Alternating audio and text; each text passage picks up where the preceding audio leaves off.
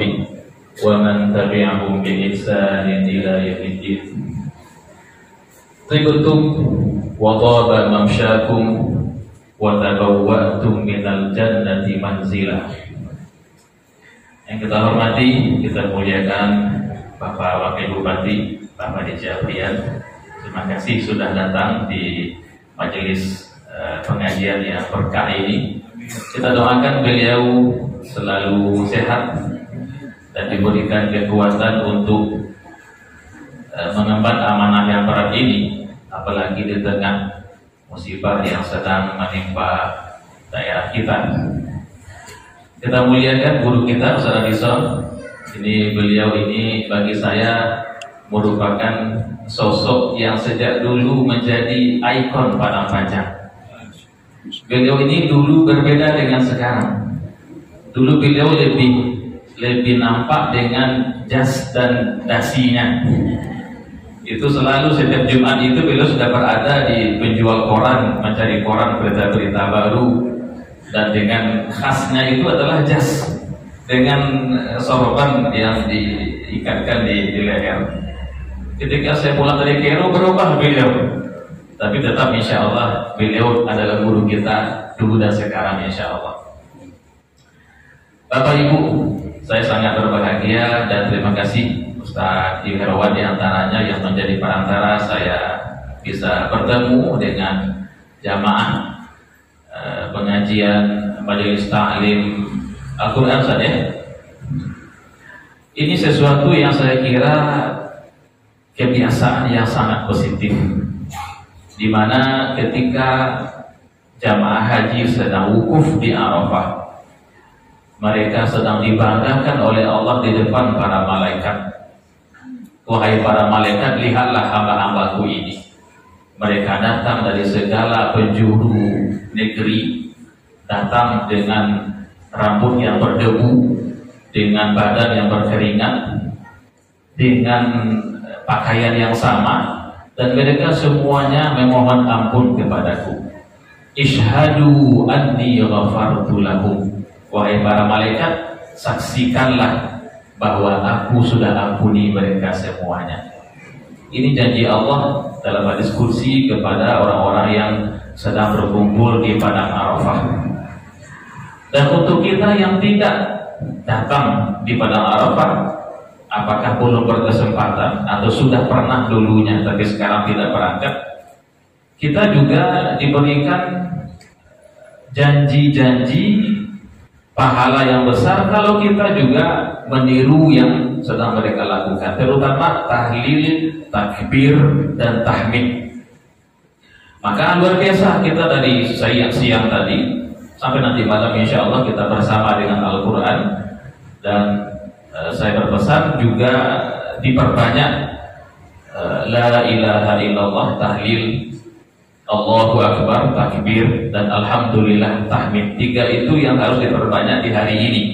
Ini yang menjadi pesan dari Rasulullah SAW.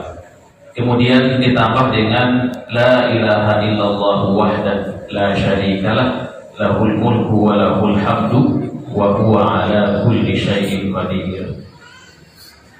Bapak Ibu, sebelum kita lebih lanjut, tidak masalah kita sampaikan kalau Bapak belum nanti ada agenda lain, kita persilahkan.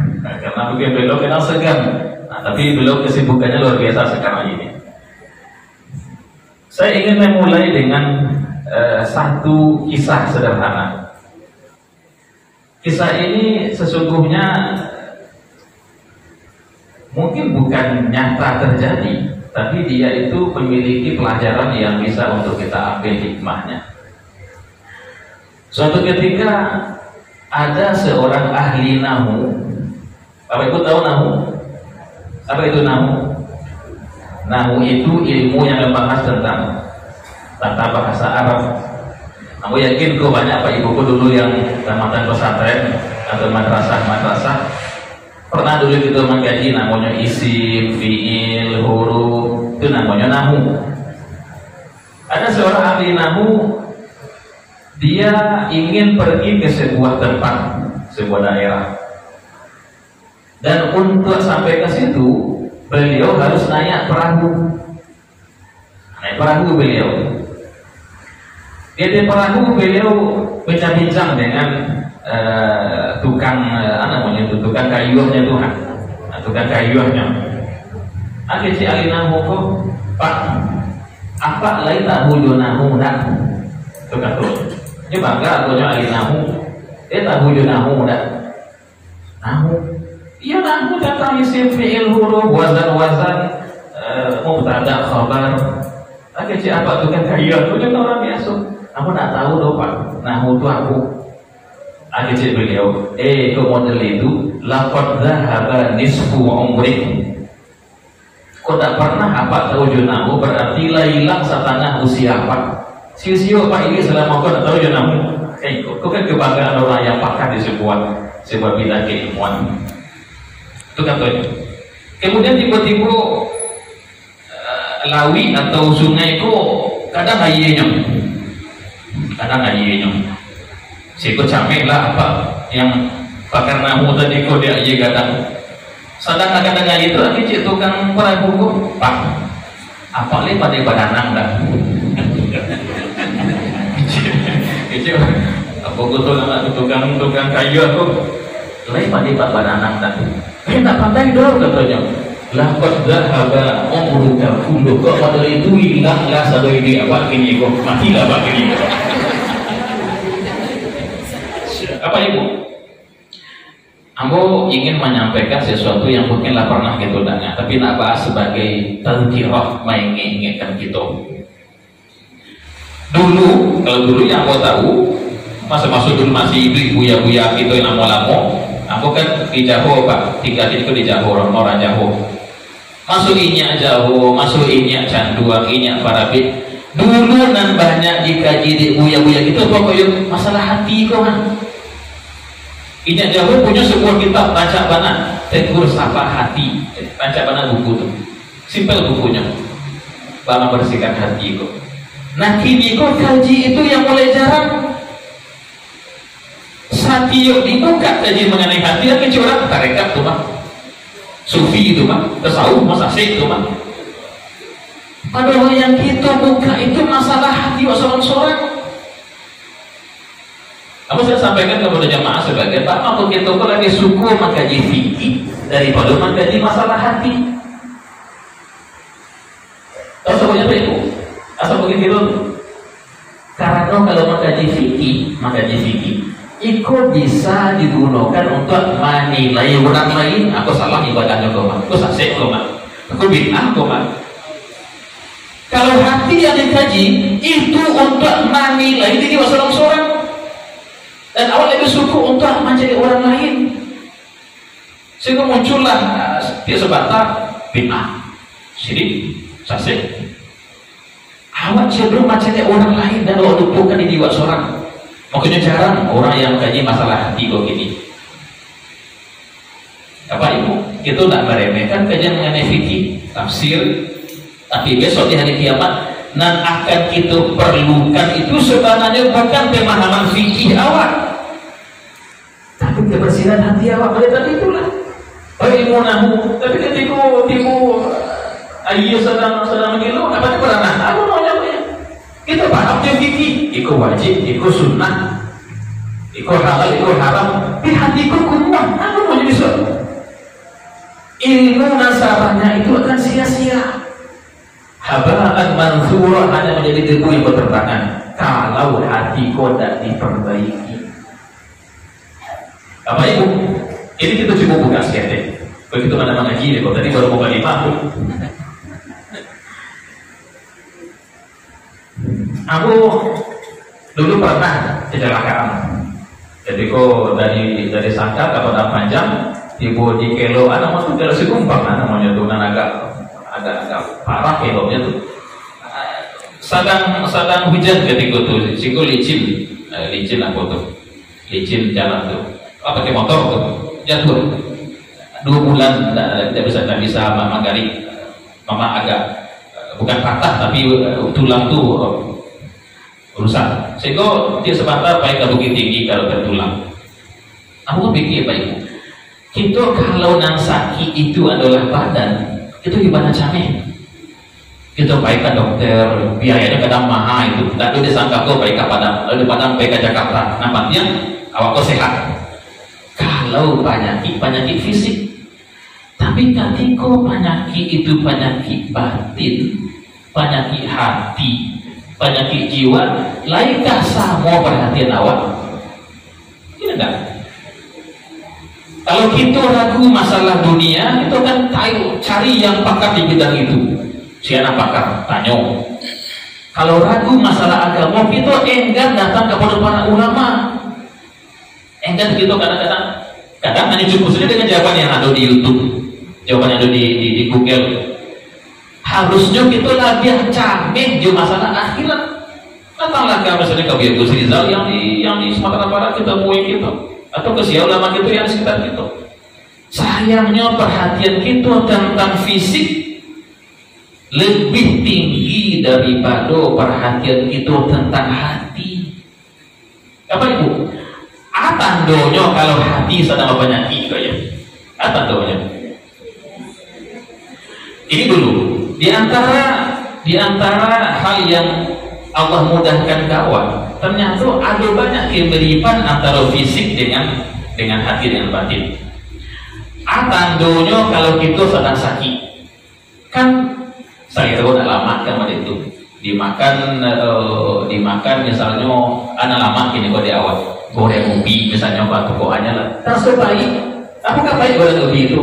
Ada lidah yang baik, ludah yang baik. Maka ketika awak makan lama terasa baik, tandonya badan sedang sakit. Itu tanda yang paling mudah. Atau lalu tidak lama minum tidak lama. Di antara tanda hati sedang sakit ketika dibacakan Al-Quran, dia penyajian menolaknya, itu sakit hati itu. Sakit. Bukan kaji yang salah, dan menerima tidak bisa. Sama tadi itu bukan makanan yang salah, bukan dia lama tuh mani. Tapi lidah sedang tak lama sih itu terus baik kayaknya. Kalau kita mananya kaji, mananya orang mengaji, kemudian hati kok tak tanam, membawa tak ingin pahit, ingin keluar dari musaji misalnya, itu pertanda sedang ada penyakit di hati waktu. Lama kok tak tanam. Bukankah seharusnya ketika Quran dibacakan, tatma'innul qulub, tanam batin di kota. Justru harusnya itu tak tanam di luar, di pasar orang dunia yang dikaca orang. Tanam kamu apa ini? Kamu saji. Sehingga lama-lama dia musaji sudah sembahyang itu nak ingin capek keluar, zikir dulu, doa dulu, tilawah dulu. Tapi kalau dia di musaji itu ingin capek keluar, capek pahit di musaji, pertanda bahwa hati sedang sakit. Nah apa itu? Penyakit hati itu banyak sebenarnya, sangat banyak. Tetapi dari sekian banyak penyakit hati, penyakit anan paling babayo. Ibu nak paling bayo kok ya. Ya ada penyakit namanya penyakit ria, penyakit hati itu. Ada misalnya ingin ditangani di orang sum'ah. Ada juga dengki, hasad. Dari sekian banyak penyakit hati, kira-kira penyakit yang paling berbahaya. Itu tandanya kita perlu mengaji masalah itu. Nampak yang berbahaya penyakit kibir, sombong. Penyakit itu kalau ada di diri awak, walaupun sebesar biji zarah, tidak akan keseluruhan dia nyodok. Maaf, Ustaz, maaf. Walaupun kita lah banyak tentang Quran, kalau ada seketik kibir di hati awak, tak keseluruhan tu. Dan itu merupakan janji Rasulullah. La yadkhulul jannata, tidak akan masuk surga man kana fi qalbihi, orang yang di hatinya mithqalu habbatin min khardalin min kibrin, orang yang di hatinya ada sebesar biji zarah dari kibir. Bahaya penyakit kok penyakit nampak yang berbahaya. Itu boleh punya penyakit pipi, kan itu kan pipi sebagai bentuk akhir kan pada itu.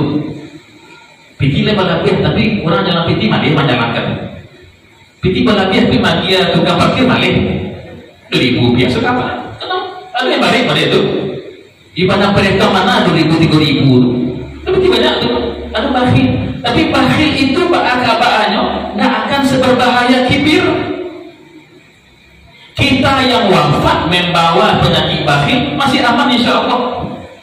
Tapi kalau wafat membawa penyakit kibir berbahaya bagi kita, berbahaya. Bahaya mana? Nah kini, lain pernah tak kita mengkaji kibir itu?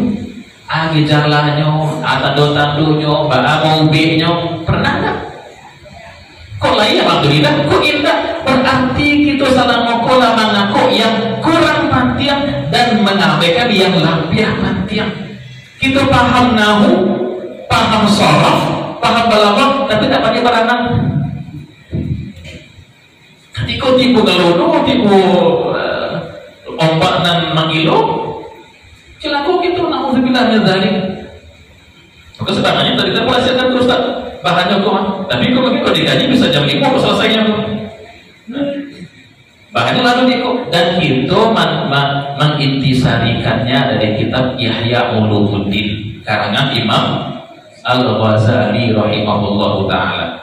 Iko menjadi kajian tetap kita Bapak Ibu di Payakumbuh di Muslimin di Labuan Baru setiap bulan. Dan aku ingin ketika dibuka di Payakumbuh, mohon maaf ke Bapak Ibu di Payakumbuh begini kan luar biasa semangatnya untuk beragama kok, banyak kajian, banyak rumah tahfiz luar biasa. Tapi ada saja seketik sebetulnya banyak, terus seketik masyarakat Payakumbuh sebahagian alun bisa menerima kaji-kajian ada bau-bau kasufinya seketik. Pas itu dibuka di Muslim ketika itu akhirnya jamaah, aduh apa-apa ada tanya kami tak usah bau kok kata mereka kata sahur tak bau masa menolak sekali. Ambo katakan indah Pak, Ambo kok bukan orang tarekat, Ambo hanya membuka kaji yang mungkin tak dibuka di Sikono. Situ kan banyak dibuka tafsir, hadis, sirah. Saudara lancar, tauhid, ilmu kalam, lancar saudara. Tapi ada yang lebih penting sebenarnya masalah hati yang terabaikan. Pas dibuka, ada yang menolak sebagian karena dianggap bukan sebagai sufi, sebagai tarekat. Ya beda Pak Ibu. Itu kajian yang punya dasar dan itu punya kitabnya. Nah, jadi penyakit hati yang paling berbahaya adalah kibir. Tidak akan masuk surga orang yang di dalam dirinya, dalam hatinya ada sebesar biji zarah dari kibir. Untuk itu kita perlu tahu apakah ambo kini kok penyakit itu atau tidak.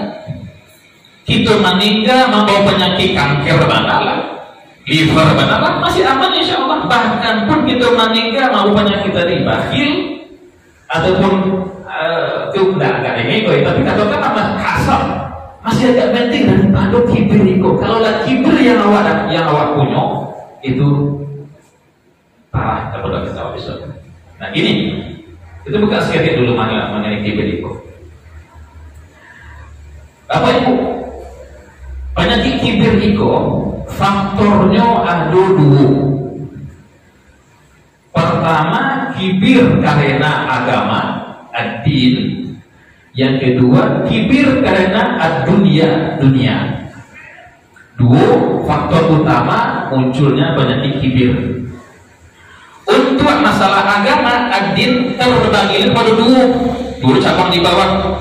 Pertama karena ilmu, yang kedua karena ibadah. Sementara untuk dunia ada 5 cabang di bawah. Pertama karena nasab, kedua karena paras atau wajah, yang ketiga karena harta, yang keempat karena pengikut yang banyak. Awak punya fans penyebaran banyak kok, awak punya banyak anggota. Yang kelima karena pengaruh, punya pengaruh di masyarakat, datua atau kuksianya awak. Jadi 7 sadonya, 7 yang membuat seseorang bisa atau berpotensi terjangkiti penyakit sombong atau kibir. Pertama, Tadi apa kok ya? Karena ilmu. Ya, agama dulu tadi ilmu. Yang kedua karena ibadah. Jadi yang dulu secara lokasi besarnya agama dan dunia. Yang agama dulu cabang di bawahnya karena ilmu dan karena ibadah. Dunia ilmu cabangnya karena nasab, karena paras atau wajah, karena harta, karena pangkat atau pengaruh, dan karena banyak pengikut. Itu dibahas secara rinci dari Imam Al-Ghazali dalam Ihya Ulumuddin, dan itu sebaiknya kita tahu agar kita bisa mencari apakah amboko bapaknya kita atau kita. Apa ibu? Kajian-kajian tentang jiwa, tentang hati, kebersihan jiwa, tazkiyatun nafs itu bukan untuk menilai orang lain. Kajian itu untuk menilai diri pribadi. Sehingga sebagai orang tak suku itu sukunya kajian bisa untuk jadi senjata untuk mengecekkan orang salah, koma, sasik, koma, itu sukunya sebagai tak. Kaji koko kaji untuk menilai diri pribadi. Ini apa ibu? Untuk ilmu, indikasi, tandonyo seseorang itu terjangkiti penyakit kibir karena ilmunya, dan itu merupakan peringatan bana kepada para ulama, para ustadz, para mubaligh, para buya, termasuk kami. Saya termasuk itu. Sebab ilmu pokok bisa membuat orang menjadi mutakabir, sombong. Satu. Ketika seorang yang alim berilmu memandang rendah orang lain, nah, itu masalah yang biasa. Orang awam ambo yang alim, ambo yang LC, ambo tamatan Kairo, ambo tamatan Madinah. Meskipun tidak disabui, tapi nampak dan caranya mengicip, caranya mencari awak sebagai masyarakat, sebagai jamaah yang nampak. Nah, kalau model itu seorang alim, berarti orang tua terjadi di penyakit kibir. Nah, kedua, kalau seorang alim, ustaz, buya, kiai, basoko jo awak masyarakat biasa kok, ini enggan memberi salam kawat duluan, ini menunggu dia salam. Sama sebagian ulama pun bagi mereka lagi mulia kalau diberi salam. Memberi salam itu di bawah berarti. Itu sebagian itu. Sebuah jawabannya nih, asal dulu tuh. Betul. Soalnya itu Ustaz, baru itu jawab Waalaikumsalam saja mereka. Kalau ada seorang alim yang enggan memulai memberi salam, lebih menunggu diberi salam, ikut indikasi alim tadi sudah terjangkiti penyakit kibir. Bukan hanya alim, kita pun juga model itu. Apa ibu? Ketika kita bersebut juga bersama muslim atau muslimah. Dari nomor 2 nomor 10 itu yang lebih mulia kok yo, yang diberi salam atau yang memberi salam? Yang memberi salam, yang mendahului memberi salam itu yang mulia. Walaupun dalam pandangan orang tak, yang mulia yang diberi salam, dia dihargai, dia dihormati. Dalam pandangan Allah tidak. Yang mulia itu yang memberi salam, yang punya inisiatif memulai memberikan doa kepada Allah, itu yang lebih mulia. Bapak Ibu, ini cara pandang itu dengan cara pandang agama berbeda. Dan itu harus menyesuaikan cara pandang itu dengan cara pandang agama. Ada misalnya kok ya, di siang Ramadan, awak ini puasa kawan, ibu ya bapak puasa. Nafas awak itu bau tidak? Bau tidak nafas awak? Kan bau, cuma apa itu orang dari pirangnya tuh mah. Itu di sisi manusia bau, tapi di sisi Allah nafas orang yang berpuasa lebih harum daripada kasturi. Orang yang syahid, ini kok kita mendoakanlah semoga ikhwah itu yang di Palestina, di Gaza, Allah berikan perlindungan, kekuatan. Orang yang syahid, gugur sebagai syahid, darahnya keluar. Darah itu kan baunya amis, tapi itu dalam pandangan manusia. Dalam pandangan Allah, darahnya seorang mujahid, seorang syahid itu lebih harum dibandingkan dengan kasturi itu. Berbeda. Dalam pandangan manusia, Orang yang kayu itu orang yang punya banyak piti kan itu. Coba gini kok, mana lebih kadang pahalanya sedekah 1 juta atau sedekah 1000? Bagaimana pahalanya? Di samping masalah niat, juga masalah barang piti orang kok. Kalau orang yang sedekah 1 juta, pitinya 10 M. Sementara yang sedekah 1000, pitinya 2000-nya. Berarti dia bersedekah dengan setengah hartanya. Berarti sudah macam lihatnya bukan jumlah, bukan nominal, tapi barang pengorbanannya. Maka boleh jadi rubba dirhamin sawaqa alfa dirham. Boleh jadi 1 dirham mengalahkan 1000 dirham. Niat pertama, tapi juga sejauh mana pengorbanannya. Aku yakin bahwa pahalanya bapak ibu yang datang dari masa di sejujur Solo tuh, tapi kadang di perpaluran yang datang dari Semarang saja ikut saja. Sama semakin baik pengorbanan, semakin tinggi pahalanya. Al-ajru ala qadri al-masyaqqah. Pahala itu sesuai dengan tingkat kesulitan. Itu puasa orang lain makan lama, itu menahan diri, kan apa halunya? Maka sebenarnya dalam beberapa sisi lebih kadang tantangannya puasa sunnah dibandingkan puasa Ramadan. Kemarin itu Ramadan adalah puasa, lingkungan mendukung, tapi puasa sunnah, orang banyak yang puasa. Jadi itu kadang tantangannya. Karena itulah kenapa sholat tahajud itu lebih afdol. Di kadang tantangan ditarik. Jadi dalam pandangan itu mungkin jumlah yang jadi patokan, tapi tidak dalam pandangan Allah. Yang menjadi patokan sejauh mana, sebesar mana pengorbanan yang diberikan. Aku ini jamaah haji itu alhamdulillah tiba di Arafah. Tapi ada orang yang mungkin tak bisa sampai haji, piti tak cukup. Atau dia punya piti, tetapi di saat yang sama ada tetangganya yang butuh, yang perlu bantuan, atau ada dosananya yang perlu untuk disantuninya, berbaginya di tetangganya sebenarnya. Sehingga tak cukup untuk mendapat janji haji. Boleh jadi yang tak pergi haji itu yang ada pahala di sisi Allah. Inyo tak haji bukan tak nambah, piti ada, tetapi beliau lebih mendahulukan berbagi dengan dosana tetangga, anak kemenakannya.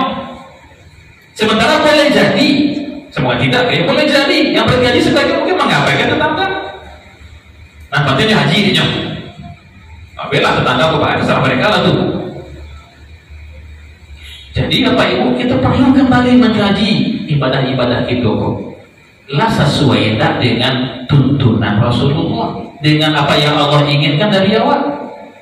Dan sampai awal kadang-kadang maaf sebagian kita kok namanya tuh terlalu hasilnya sih wah-wahnya tuh yang ditokohkan.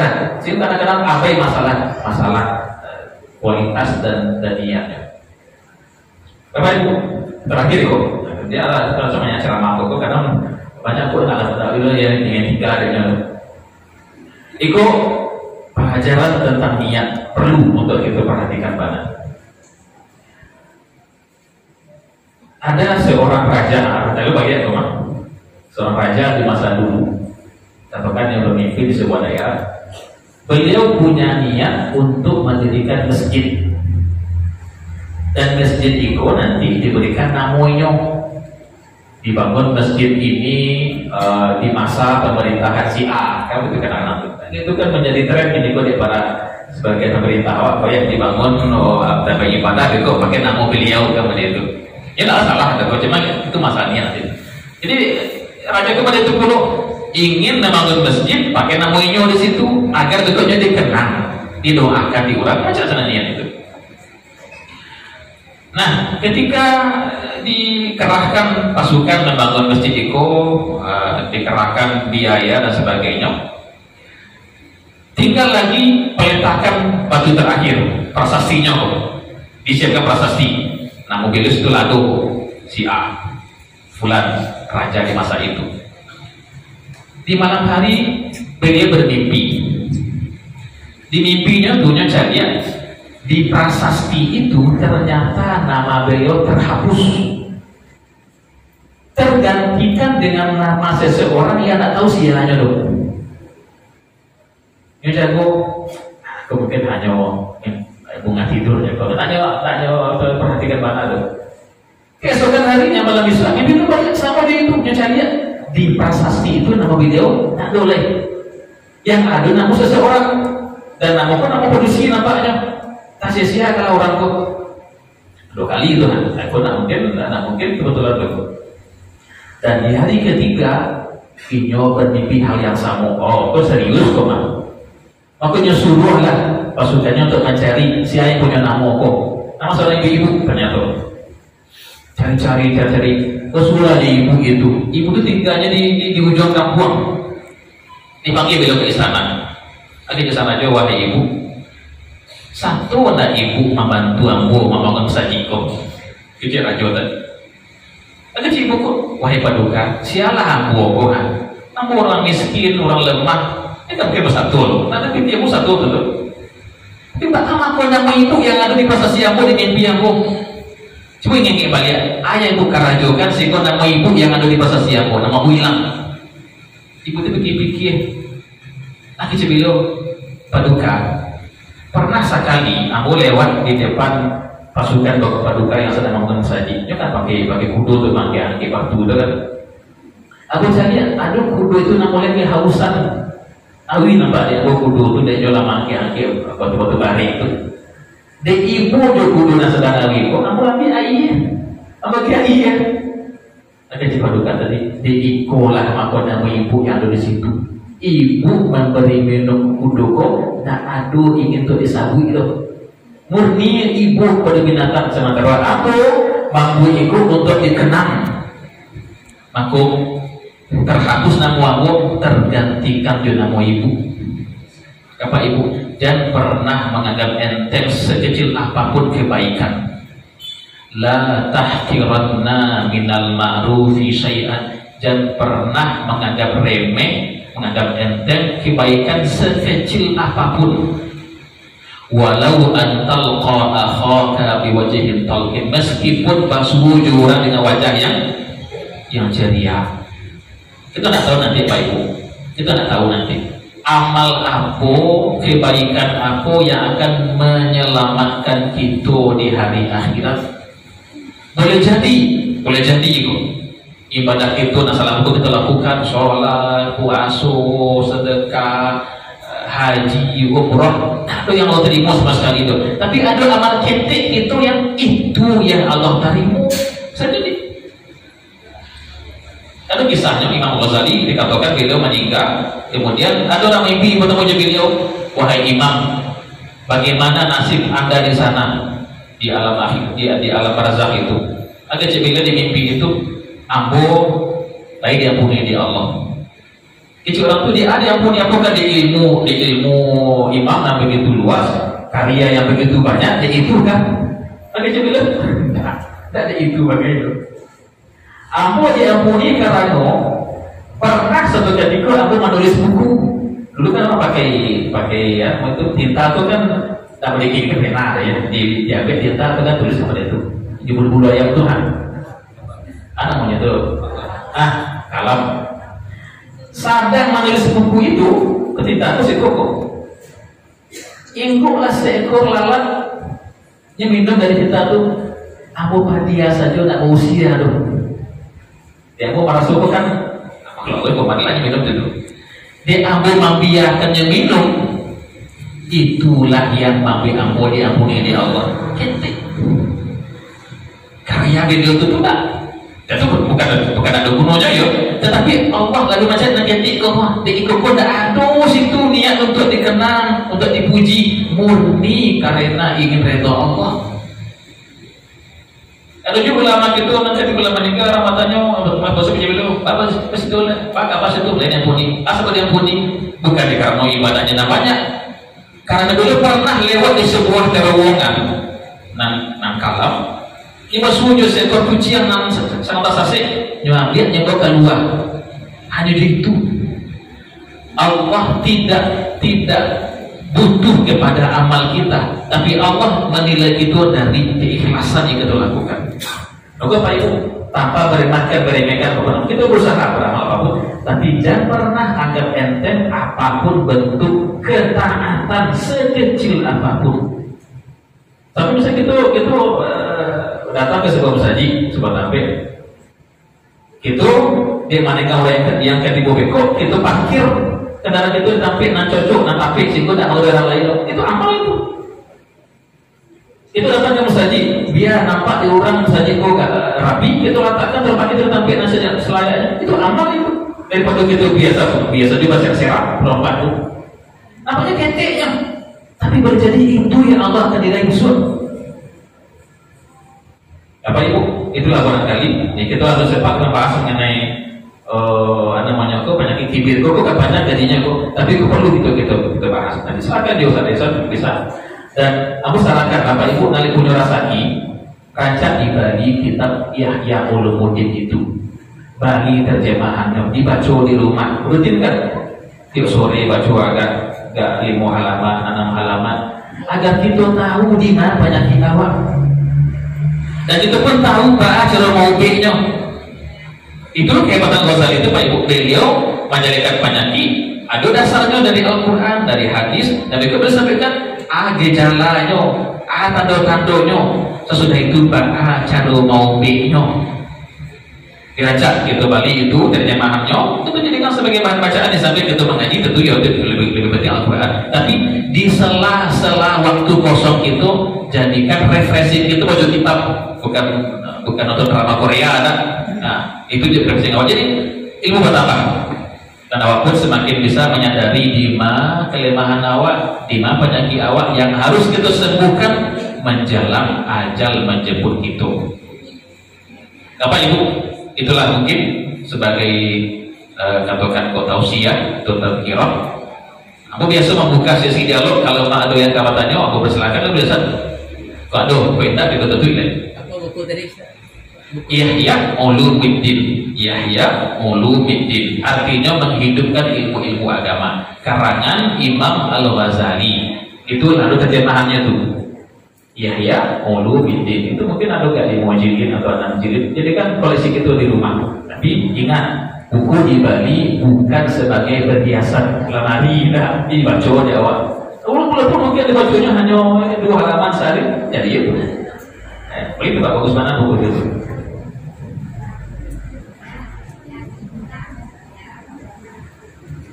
Baik apa Ibu, kalau ada yang kebatanya, nah itulah barangkali. Silakan Ibu.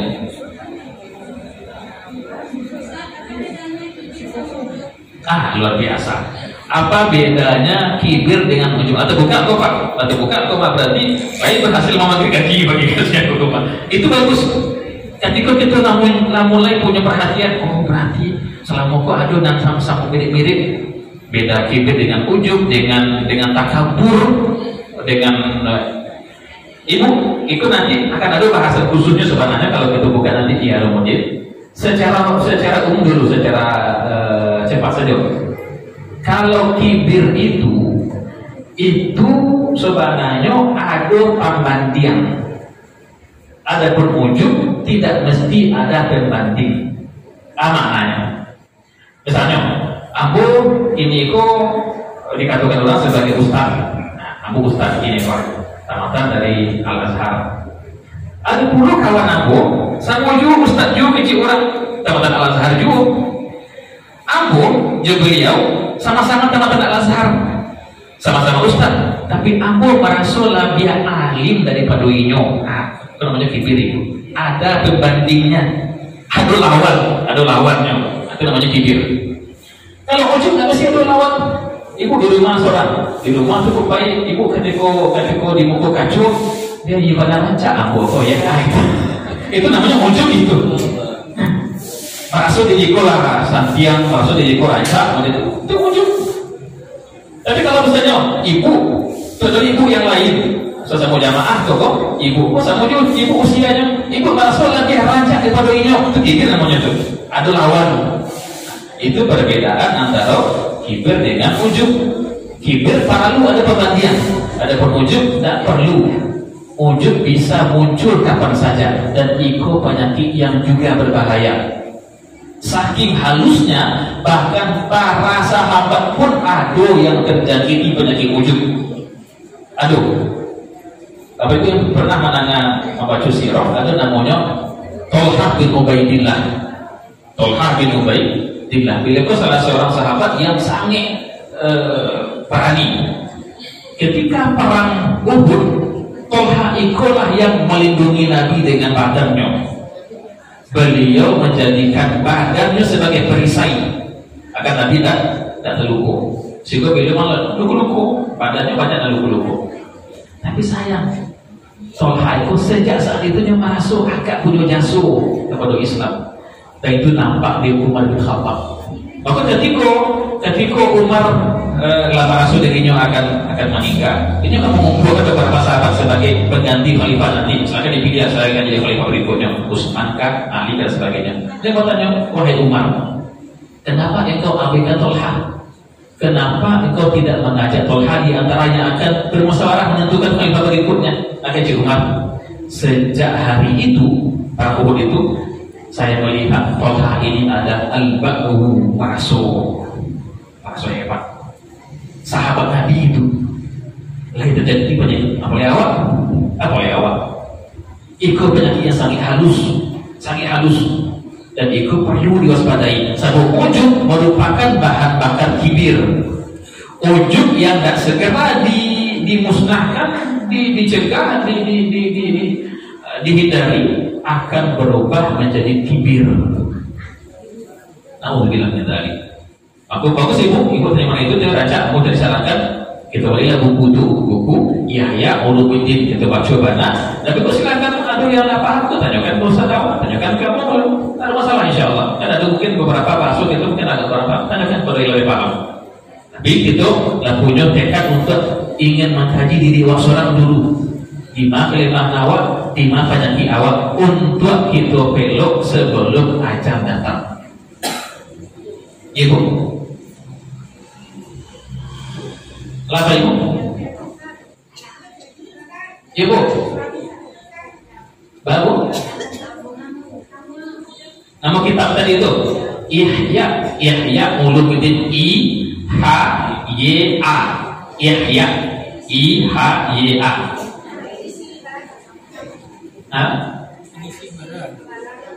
Terserah. Tapi kalau menantikan di Bali jual, aku sarankan Bali yang diterjemahkan oleh orang yang pengalaman menerjemahkan kitab. Juga ada masalah kitab koko kalau penerjemahnya tidak begitu lihai, tidak begitu pakar, itu maksud kan ini kok lagi gitu. Tapi maksudnya masih kaku. Iko problem pada terjemahan kitab sebagian merentusan. Jadi ini banyak masalah, tapi ini tidak pandai mengalih bahasakan yang cocok, bahasa yang mudah dimengerti, mudah dipahami, bahasa yang enak dinikmati. Karena masih kaku-kaku. Coba sebenarnya sebagai penerjemah aku saya akui, itu kan kitab, jadi kalau kita setelah terjemah, sehingga kaku benar bahasanya. Aku raja nanti cari mana terjemahan yang bagus. Jadi, kalau bisa buka dulu beberapa halaman, baca dulu paham tak itu dengan terjemahannya. Boleh paham, balik. Kalau tak cari yang lain terjemahannya. Jadi kok tak balik buku yang itu percuma yang dibelinya kan? Nanti aku kini tak lo ini, tetapi nanti mau cari insyaallah terjemahan saya yang lain aja. Tapi ada tokoh-tokoh yang lagi itu terjemah, model Salim Bahresh atau Aun Rafiq itu bagus terjemahannya. Atau kalau bisa tokoh-tokoh lagi terkenal Quraisy kalau lo punya terjemahan aja tuh. Dan orang yang baru mulai tahu bahasa Arab, begitu itu banyak bajunya tuh. Silakan ibu. Ustaz, kan apa Ustaz? Senapi ya? Masih bisa?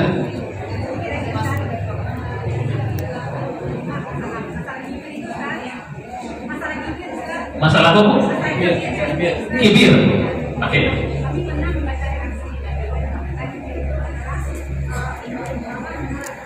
Iya.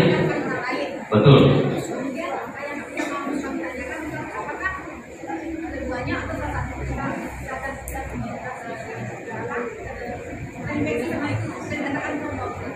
Ya, kasih bagus bu. Memang itu nanti yang mengatakan langsung bukan definisi para ulama, langsung dari Rasulullah SAW. Itu bermula dari ada seorang sahabat yang mengatakan, ya Rasulullah, ambo kok ketujuh mana bapak keto yang masih rapi itu udah selesai pakai jas itu udah biasa dulu kagak dulu di pasar tuh. Pakai jas, pakai kopiah, pakai sorban. Aku suka bantu, apa aku kibir namanya kok kece sahabat tadi. Kece Nabi tidak. Berpakaian rapi, necis, itu tidak kibir.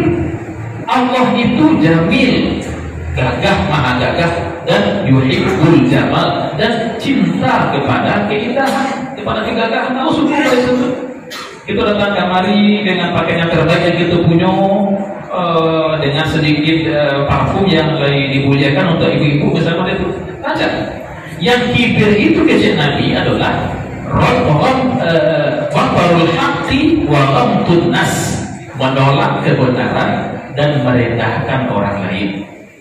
Nah itu kan katanya tadi, apakah kedua-duanya ataukah salah satu sudah kibir namanya? Salah satu pun lah kibir namanya. Itu mungkin lain tak merendahkan orang lain tuh, tapi ketika datang bana kawan awak tolak, tayu dulu, tayu pitak kawan itu kita ragu-ragu baru jalan kuburkan dasarnya. Jadi hadis Nabi dasarnya tayu dulu. Kita makan dengan pemikiran orang-orang liberal sebagaimana itu kan ragu-ragu dengan nas-nas Al-Quran. Itulah soal namanya. Nah, yang lebih parah kalau dulunya lado di awal sudahlah menolak kebenaran, merendahkan orang lain belum. Tidak dihargai orang. Apa itu? Itu bersyukur di Minangkabau. Di Minangkabau apa lain diajarkan Pak cara menghargai orang yang lagi tua, menghargai para tokoh-tokoh masyarakat, ini mama dari ulama, dan penghargaan itu lain dalam batas yang wajar. Di Jawa terkadang penghargaan itulah melebihi batas. Muncullah sikap kultus pengagungan yang berlebihan. Ada orang Jawa, Pak Ibu gimana diminumnya bekas cuci kaki kiai itu, karena itu lebih ke tanah ya. Kita memang diperintahkan menghormati ulama, iya, penghormatan yang sewajarnya, bukan yang berlebihan. Jika gini kok muncul orang yang saya bisa Al-Ghufran namanya itu ya, orang yang mengaku dia paham dia bahasa Wajib, paham dia bahasa Suryani, dia bahasa Sebab, aduh juga yang percaya akan parah sama itu benar. Itu penghargaan yang kebablasan. Maka kita syukur di Minangkabau itu diajarkan sebenarnya menghargai yang lagi tua, ini mama, dia ulama, tetapi itu masih wajar, tak berlebihan. Bahkan gitu, kabilah Talib kok nanda furqan dulu. Itu tak dibiasakan cium tangan ke guru, bukannya tak punya, tapi penghormatan ke guru bukan ditujukan cium tangan, tapi dia mendengarkan nasihatnya, mengamalkan ajarannya, itu jadi dihormati. Tak cium tangan, cium kaki. Kok kadang-kadang tangan cium, tapi dan guru pun disebutnya di belakang. Jadi syukur gitu sebenarnya kita punya budaya yang rancak, menghormati ulama, menghormati yang tua-tua, nenek mama, dan itu masih dalam batas yang wajar. Sehingga ketika mereka keliru, kita boleh membantahnya dengan cara yang baik. Itulah biasa kan di situ ke mata para ulama. Tapi kita mata dengan cara yang baik. Ada ustaz misalnya mulai viral pada itu, tapi ada beberapa pasal begitu kita tidak terima. Kita nggak bisa untuk mengatakan ustaz mohon maaf, tapi kalau tidak sesuai kami itu, tidak ada masalah. Apalagi kalau kita punya dasar. Jadi pernah tuh aku ditanya oleh sebagian kawan-kawan di media sosial, Ustaz, iya tua itu kicik seorang kiai di Jawa. Kalau kita potong kuku di hari Selasa, maka rasa kiwat tak akan lancar. Kalau potong kuku dari Rabu, maka penyakit akan timbul. Potong kuku hari Kamis, itu ada masalahnya. Kan tidak potong kuku lain. Apa cari ternyata itu tidak ada dasarnya. Atau kan itu baru nyaman sudah itu. Jadi kadang-kadang dia kiai rumah, berarti satu itu batuan, lo tentu ini. Awak menentukan batuan dan itu bukan kiainya, tapi punya ada argumentasi, ada dalilnya, ayatnya, hadisnya, kecil ulamanya. Kalau punya dasar, itu kan sampai awal apa? Yuk kami ikut merupakan aturan. Kalau tidak kita akan bantah secara sopan bantahnya. Kita lagi biasa pada itu. Makanya di toilet itu kan lagi biasa gitu butuh berbantah-bantah, tapi berdebat dalam artian ilmiah. Dulu itu ada guru kami masih di sini, namanya Pak Akhir, beliau guru nahu